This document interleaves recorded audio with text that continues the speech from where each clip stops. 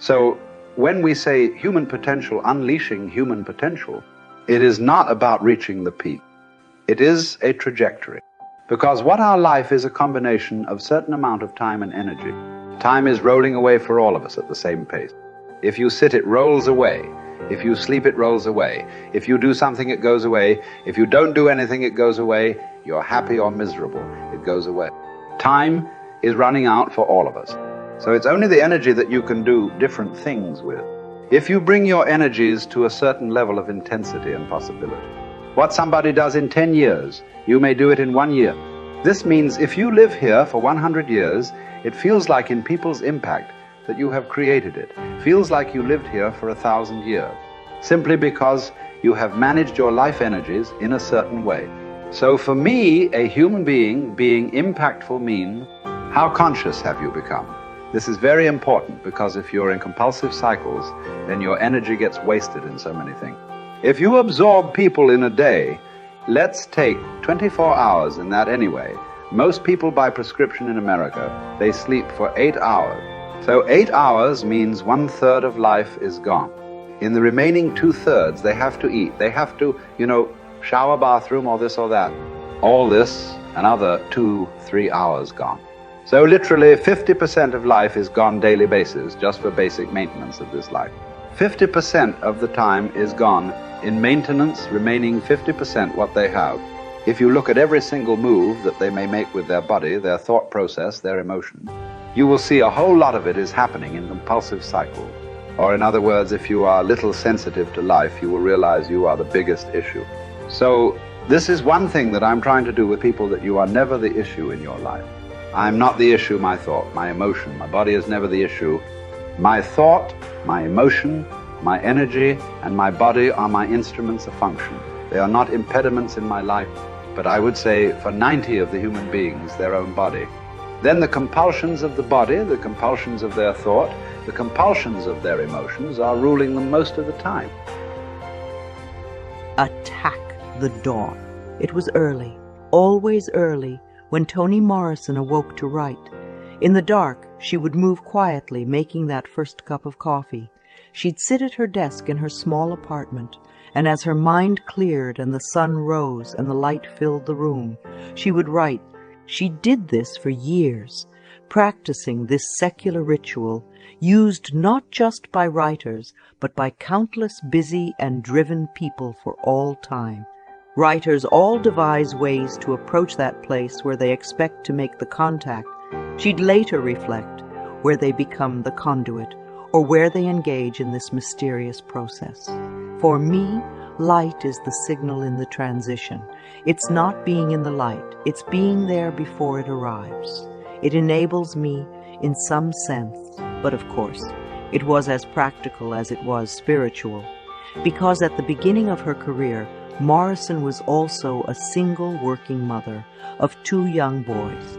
Her job as an editor for Random House occupied her days, her children every other minute, and by the late evening, she was burned out, too tired to think.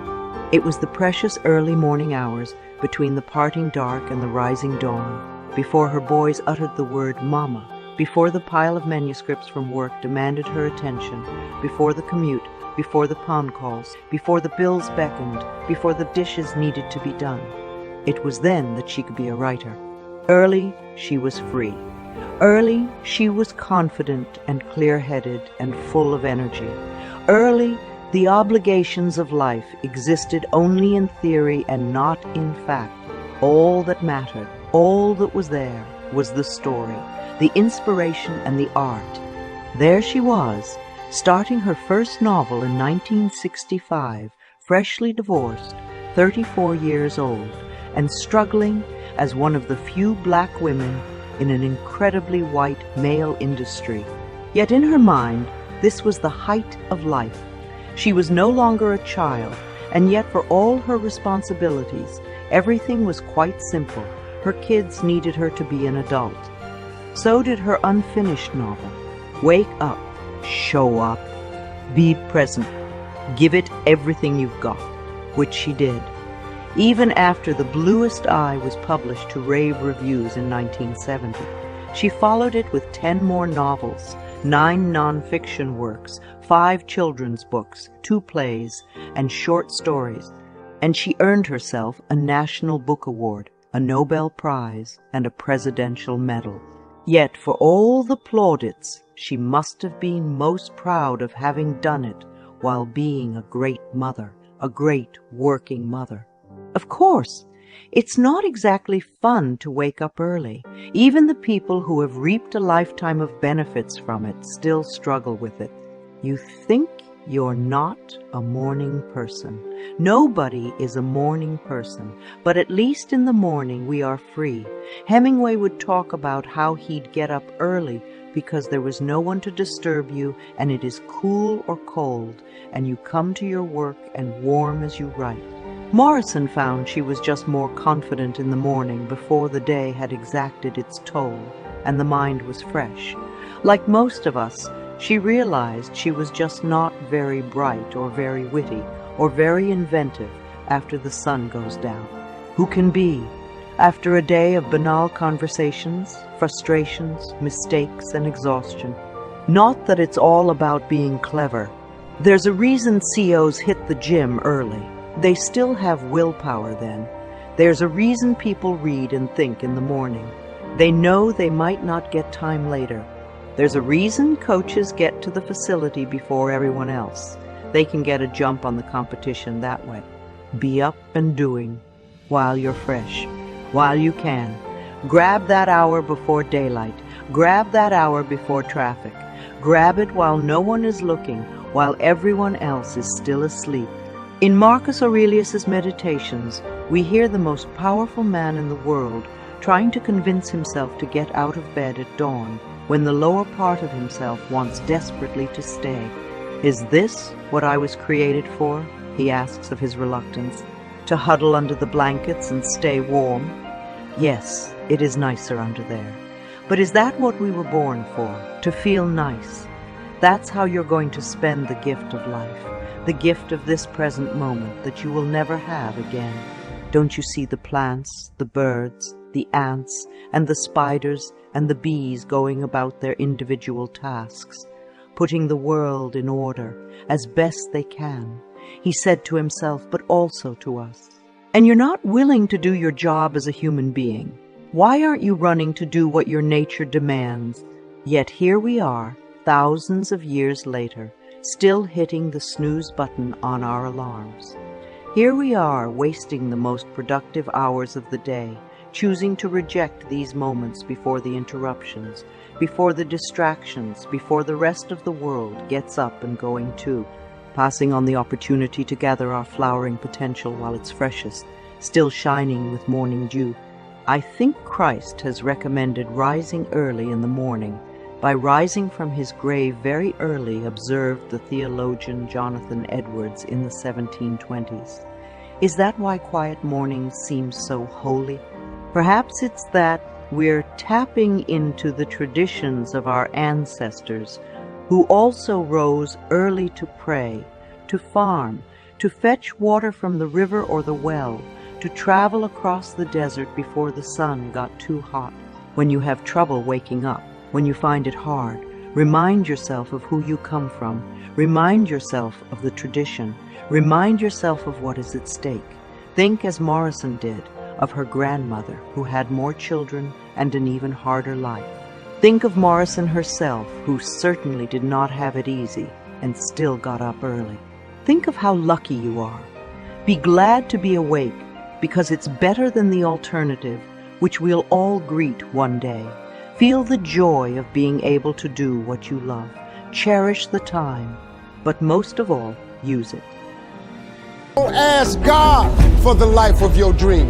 What we really want seems impossibly out of reach and ridiculous to expect, so we never dare to ask the universe for it. The universe responds to the man or woman that refuses to be denied, because that is your commitment. That dream that you have of controlling your destiny, that is yours. But you've got to be willing to stand there and face disappointment again and again and again, and refuse to turn around until life gives it up.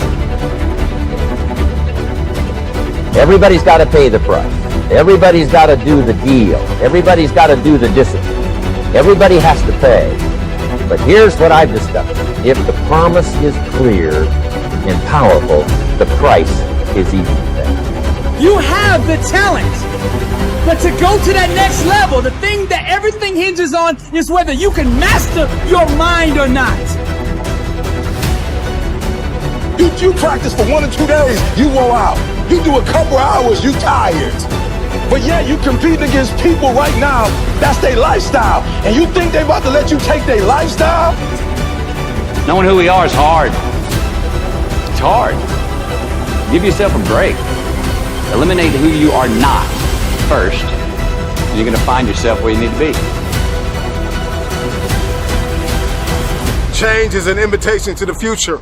If I can change, I can have my future.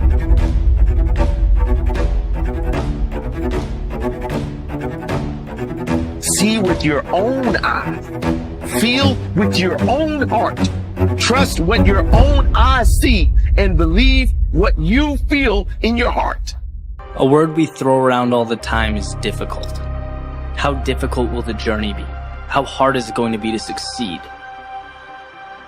This is more or less asking, is a desirable outcome likely? We're asking if it's worth our time. But that's not the right way of looking at it. If you want something enough, difficult becomes your best friend. It's your greatest asset. See, we all grow from 2 experiences. One is called the pain of losing. The other one is called the joy of winning. We need both of them. Amplify them as much as you can. Which also means make losing painful. If you set up something, fooled around, didn't get it, put it on yourself. But hey, winning and losing, see, that's what it's all about. That's the name of the game.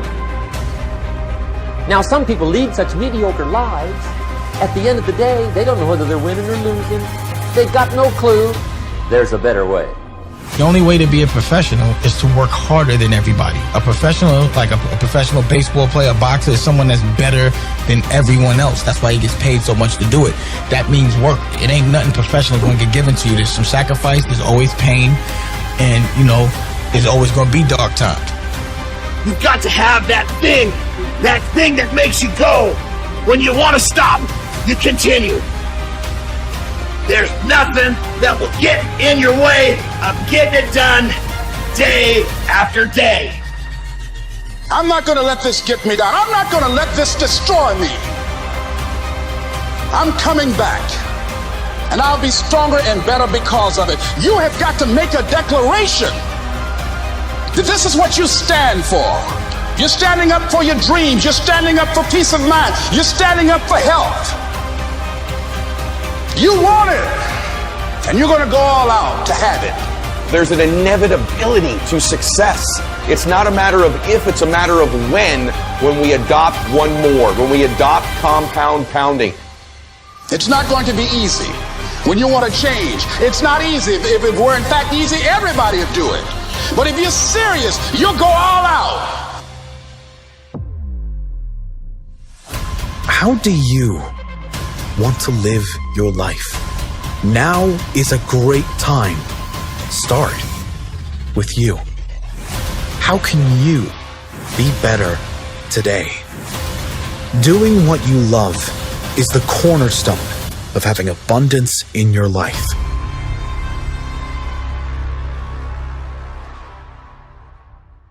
What do you want to do economically? Where do you want to go? What do you want to be? What would you like to have? What would you like to share? How much would you like to earn? How far would you like to go? Those are some major questions to ask. And for that all to work out like you want it to for the next 5 or 10 years, in my personal opinion, you've got to get serious. Provoked to purpose. You would think that purpose just happened. But purpose doesn't just happen. They went years just going through routine. Provoked is not a good feeling. It is an uncomfortable, irritating feeling. It is a scary, annoying feeling. The right perspective makes the impossible possible. You cannot change the past, but you can always change your perspective. No problem could be solved from the same level of consciousness that created it. This is you versus you. You see, once you stop paying attention to everything that has nothing to do with you, your life will change. If you want anything in life, it's not coming to you while you sit on your hands. Get up, get out there, and get it. Make a decision that you want it, and do whatever it takes to get it. Change is inevitable, and you are either changing for the worse or changing for the better.